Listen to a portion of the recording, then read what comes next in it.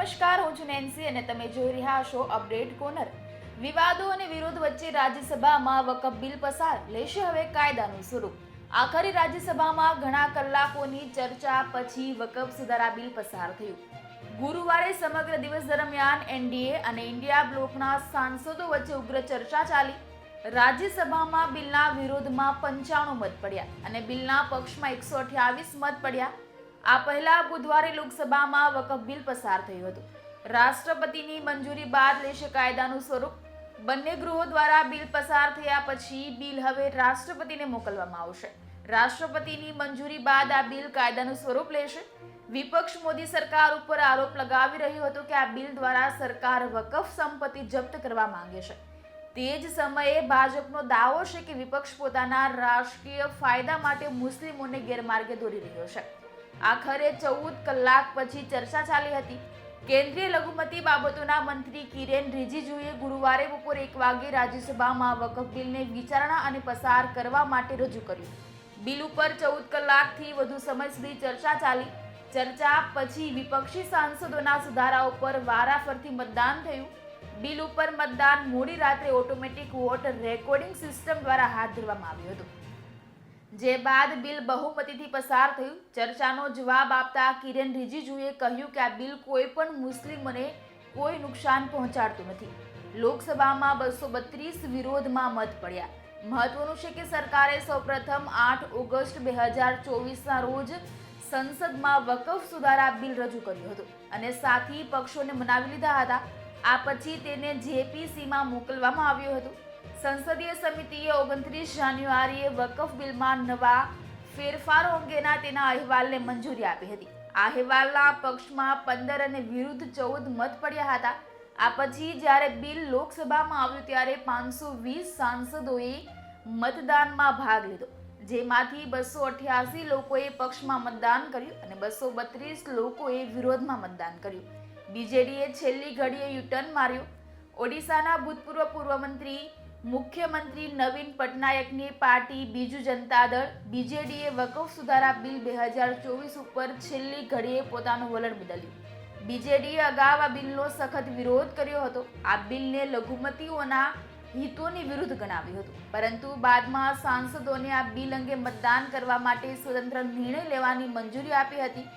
બીજેડીએ સ્પષ્ટ કર્યું હતું કે પાર્ટી આ બિલ ઉપર કોઈ વ્હીપ જાહેર નહીં કરે અને રાજ્યસભામાં તેના સાંસદો તેમના અંતરાત્માના અવાજને સાંભળીને તેમની ઈચ્છા મુજબ મતદાન કરી શકશે। રાજ્યસભામાં વધારાના સાંસદોનો ટેકો મળ્યો। રાજ્યસભામાં હાલમાં 236 સાંસદો છે, જેના કારણે બહુમતી માટે 119 સાંસદોના સમર્થનની જરૂર હતી। રાજ્યસભામાં ભાજપના 98 સાંસદો છે। ગઠબંધનની દ્રષ્ટિએ એનડીએ સભ્યોની સંખ્યા લગભગ 118 હતી।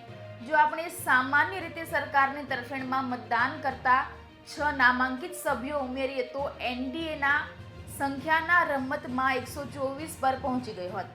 કોંગ્રેસ 27 સહિત ઇન્ડિયા બ્લોક પાર્ટીઓના રાજ્યસભામાં 88 સભ્યો હતા। ભાજપની રણનીતિને કારણે રાજ્યસભામાં બિલના પક્ષમાં 128 મત પડ્યા, જ્યારે 95 સભ્યોએ તેની વિરુદ્ધ મતદાન કર્યું। નોંધનીય છે કે મતદાન દરમિયાન ભાજપના 3 સાંસદો ગેરહાજર રહ્યા હતા। ભાજપે સાધ્યું 1 તીર 6 નિશાન। હવે વાત કરીએ તો આ બિલ પસાર કરીને ભાજપે એક જ પગલામાં 6 લક્ષ્યો પ્રાપ્ત કર્યા છે। વિપક્ષ લાંબા સમયથી ભાજપ અને ભાજપ સરકારના નિર્ણયો સામે ધર્મનિરપેક્ષતાના ચશ્મા પહેરીને પોતાને ધર્મનિરપેક્ષતાના રાજકીય ચેમ્પિયન તરીકે બતાવી રહ્યું છે, પરંતુ ભાજપે લોકસભામાં વકફ બિલ ઉપર એવી બેટિંગ કરી છે જેનાથી રાજકીય ક્ષેત્રે સ્પષ્ટ થઈ ગયું છે કે ધર્મનિરપેક્ષતાની જે વ્યાખ્યા વિપક્ષ ઈચ્છતો હતો તે કામ કરશે નહીં। બીજું, મુસ્લિમો સાથે સંબંધિત દરેક નિર્ણયને મુસ્લિમ વિરોધી ગણાવવાની રાજનીતિ હવે ચાલતી નથી। ત્રીજી વાત, મુસ્લિમોને ખતરા તરીકે દર્શાવીને દર વખતે મતોના રાજકીય રીતે ઉપયોગ કરી શકશે નહીં। ચોથી વાત કરીએ તો વિરોધ પ્રદર્શનના બહાને મુસ્લિમોને લગતા મુદ્દાઓ ઉપર નિર્ણયો બદલવાનો ઈરાદો હવે સફળ રહ્યો નથી। જ્યારે આગળ વાત કરીએ તો વિપક્ષે ભૂલી જવું જોઈએ કે નીતિશ અને નાયડુના ટેકા પર ચાલી રહેલી સરકાર નબળી છે। વિપક્ષે એ પણ સમજવું પડશે કે આ વખતે તેમની બેઠકો વધી હોવા છતાં નિર્ણય લેવાની શક્તિ પીએમ મોદીના હાથમાંથી છીનવાઈ નથી. આવા જ ઇન્ફોર્મેટિવ વિડીયો જોવા માટે અમારી ચેનલને લાઇક, શેર અને સબસ્ક્રાઇબ જરૂરથી કરજો. Honorable members, subject to correction, ayes 128.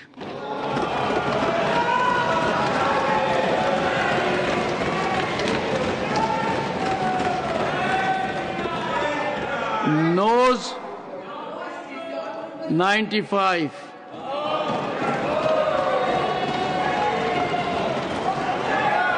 Abstention 0.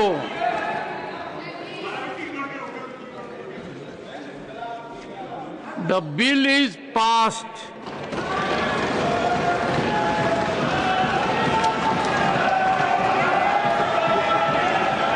Will also empower community stakeholders to monitor the status of the work efforts and hold authorities accountable.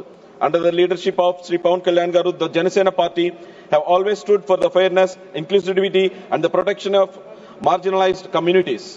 Our commitment is clear. This bill will not hamper the rights of our Muslim brothers and sisters. Rather, it will strengthen their legal safeguards and ensure that work properties will truly serve the purpose of which they were established. I firmly believe that with the passage of this bill, we will lay the foundation for a more accountable, efficient and transparent work administration. Therefore, I firmly stand in support of this bill. Thank you. Jai. Thank you. शुद्धि के अद्य दिन मत विभाजन का परिणाम इस प्रकार है। पक्ष में 288, विपक्ष में 232। बहुमत प्रस्ताव के पक्ष में है।